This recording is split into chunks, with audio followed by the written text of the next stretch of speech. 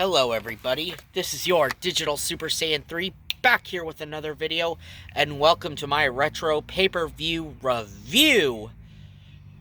For this review, I chose to do WWF's Survivor Series. Took place on November 19th, 1995 in the US Air Arena in Washington, D.C., in downtown Washington, D.C. This is the 1995 WWF Survivor Series. And I gotta say, for 1995, this was a solid Survivor Series. It wasn't that bad of a Survivor Series, but I definitely think there could be much worse. I definitely think it was a solid show overall. I think it was the WWF's second best show they did in 1995. You know, next to, well, the Royal Rumble. That was in Tampa. So here it is, the 1995 WWF Survivor Series. We have Mr. Perfect showing up, and he's getting a standing ovation, and he's going to do commentary with Vince McMahon and Jim Ross. Good old JR. So, yes, it's Vince McMahon, Jim Ross, and Mr. Perfect being the commentary team for the show. Opening contest is a Survivor Series style elimination match. As you got the Body Donna's team of Skip with Sonny, Radford,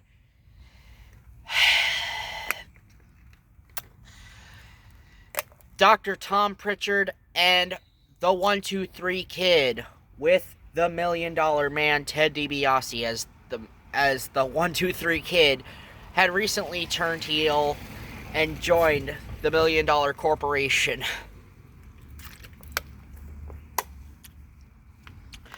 Razor Ramon comes out and he's trying to get a piece of the 1-2-3 Kid, you know, and referees are like holding him back. And you see the Body Donna's team, they're taking on the team of the Underdogs, led by team captain Barry Horowitz. And with him, you got Sparky Plug, Bob Holly. You have Marty Jannetty. And last but not least, Hakushi. And this was a really good opener. This was a really good opening match. This was a really fun match to watch. It came down to the 1-2-3 Kid and Marty Jannetty. And you see Razor Ramon watching in the back on a monitor, you know, with Savio Vega, Fatu, aka Rikishi, you know. They're all in the back watching this match. And then out comes Sid. Out comes Psycho Sid. And he helps the 1-2-3 Kid get a victory. Get the victory in this match. He comes out, you know, and, you know, he power bombs Marty Jannetty to hell. Referee does not see it. And the 1-2-3 Kid gets the pin, and he's the sole survivor. This was, like I said, a fun opening match. Next up, we get a women's Survivor Series match. That's right, our second match on the show. It's a women's match.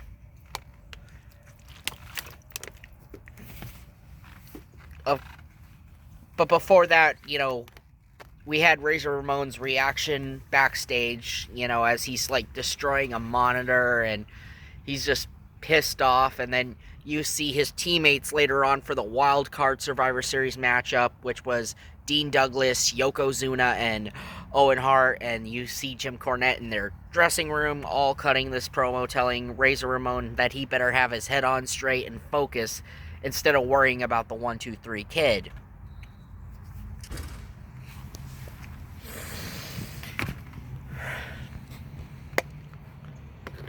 Now we get into the women's match. Like I said, this is a Survivor Series women's match we're going to be talking about. As the team of Aja Kong, Bertha Faye, the former WWF Women's Champion,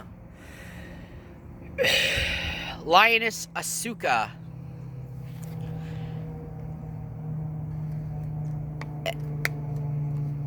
and Tomiko Watanabe defeat the team of Alundra Blaze, Chirita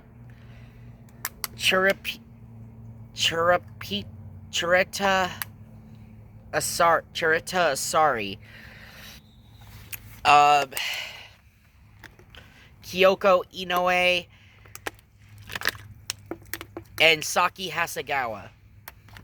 And this wasn't bad. It came down to Aja Kong and Alundra Blaze. And Alundra Blaze, she's the current WWF Women's Champion. And, you know, this was before she got fired while she was champion. You know, she would be gone afterwards. We would know what happened afterwards. Because after this, you know, after the Survivor Series, you know, she would be let go, even while she was still champion, and it would lead into her throwing the WWF Women's Championship in the garbage can on Monday Nitro. So yes, it leads into that.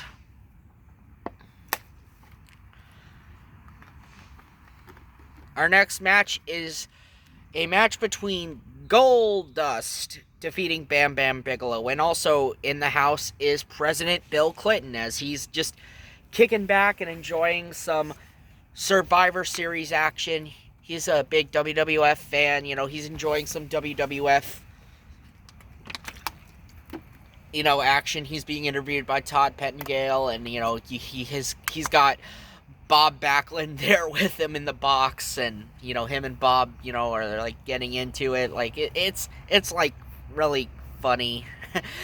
And then, of course, we start the match with Bam Bam Bigelow and Goldust as Bam Bam Bigelow's pyro is going off, and, you know, you see the president's security, like, swarm in on him, and, like, they get, like, oh no, there's, like, gonna be something, like, swarming in on him, but then, of course, it was just Bam Bam's pyro that just spooked him. And then we get Goldust coming out, and it was just all Goldust in this match. Like, Goldust dominated a large chunk of this match. He would defeat Bam Bam Bigelow with a Bulldog, and Goldust would win. I believe this was Bam Bam's last WWF show, and we would never see him again in a WWF ring, or any, you know, WWE capacity. I mean, sure, they still make action figures of Bam Bam, sure, but Bam Bam himself, you know, because of the issues with the Clique, you know, there was no Hall of Fame induction, no nothing, you know. When he passed away in 2007, you know. And still, when is the WWE finally going to acknowledge Bam Bam and actually put him in the Hall of Fame? Come on, WWE. When are you going to put Bam Bam in the Hall of Fame already?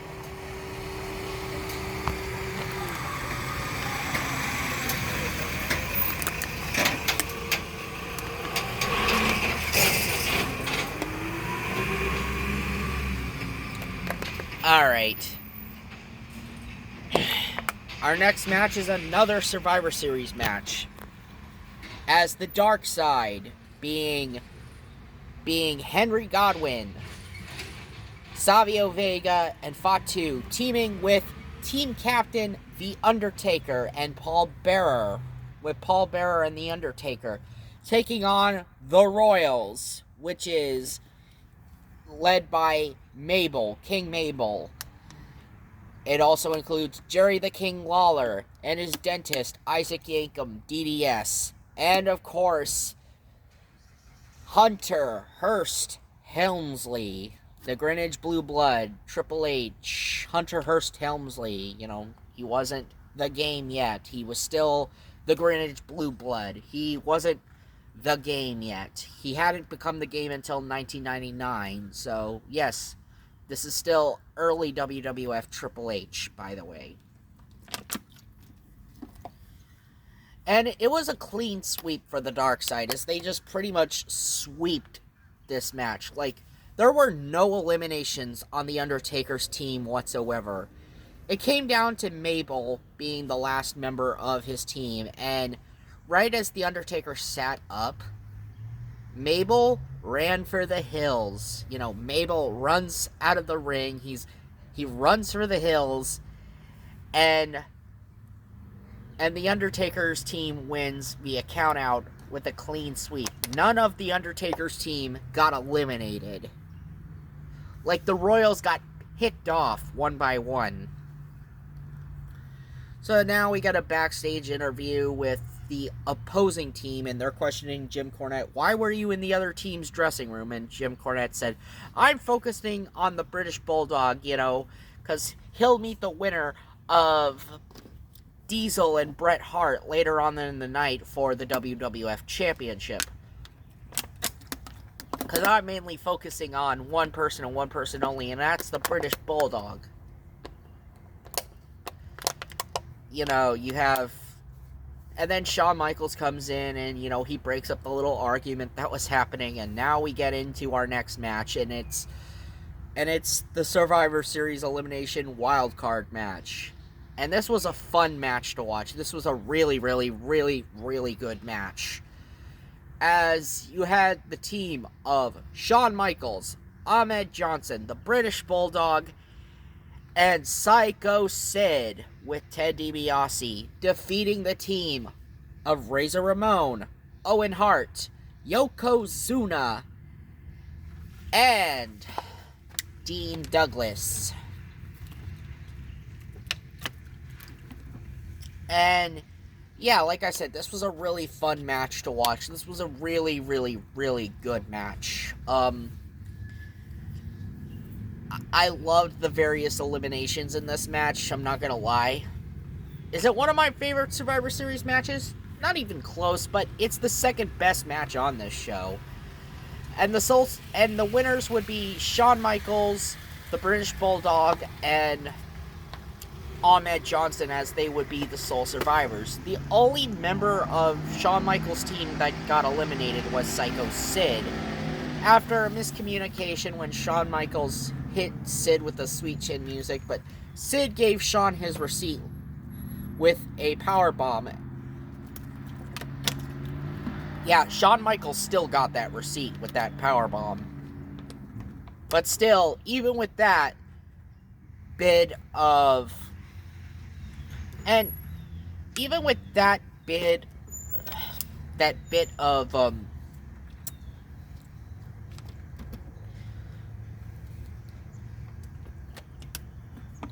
dysfunctionality, even with the dysfunctionality that happened, Shawn Michaels' team still won. And now we come into it to see who really is, the best there was, and the best there ever will be. It's no holds barred for the WWF Championship. The main event, as Bret Hart defeats Big Daddy Cool Diesel to become the new WWF Champion in a fearsome and great no-holds-barred match. This was a really, really, really, really amazing matchup. This was a really good match. I'm not gonna lie. This was a really good main event. You know, Bret winning to beat Diesel. This ended the Diesel title reign that had gone on, you know, from the end of last year to throughout most of this year, which I'm talking about 94 and 95, because yes, Diesel was champion for a very long time.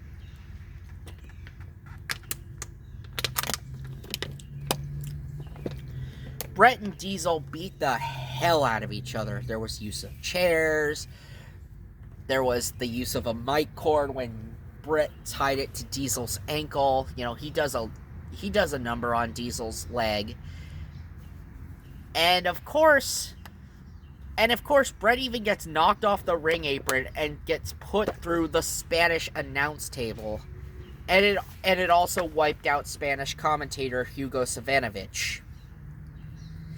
Yeah, I don't understand why Hugo is the one who gets taken out so easily. Yeah, I don't understand why Hugo's always been the one who got taken out. Anyway, it ends when Diesel attempts to go... The match ends when Diesel attempts to go for a jackknife one more time on Bret, and then Bret rolls him into a schoolboy for the 1-2-3, and Bret is the new champion. But Diesel, he is pissed. Diesel is pissed off. He lays Bret out with a jackknife powerbomb, and then starts beating up Bret. More officials come out, and Diesel beats up the officials. He beats up Earl Hebner. He beats up Tim White. He beats up the other two officials. I think it was Mike Chioda and Jimmy Corderas, I believe, that also got involved. But either way you slice it, then Diesel picks up Bret again and hits him with a second jackknife. So yes, Bret didn't even get a chance to celebrate his championship victory. And, of course, what a poor excuse of sportsmanship by Diesel, as Vince is claiming on commentary. And, you know, you have Mr. Perfect being a self-promotional machine throughout most of this event. Okay, Mr. Perfect's the bits that Mr. Perfect did on commentary were probably the best parts of this event. But either way you slice it, yes, this is how the show ends. So that was the 1995 Survivor Series. Final thoughts? I think it was probably one of the better Survivor Series of the decade. I mean, definitely was better than 92. That was not a good Survivor Series. 92 was not a good Survivor Series. Sure, it had two good matches, but that was about it. I think there was more good with this Survivor Series than there was in the one back in 92. Anyway, this has been your Digital Super Saiyan 3, and I will see you guys in December when I tackle Armageddon 2003. Yes, WWE's Armageddon 2003. See ya!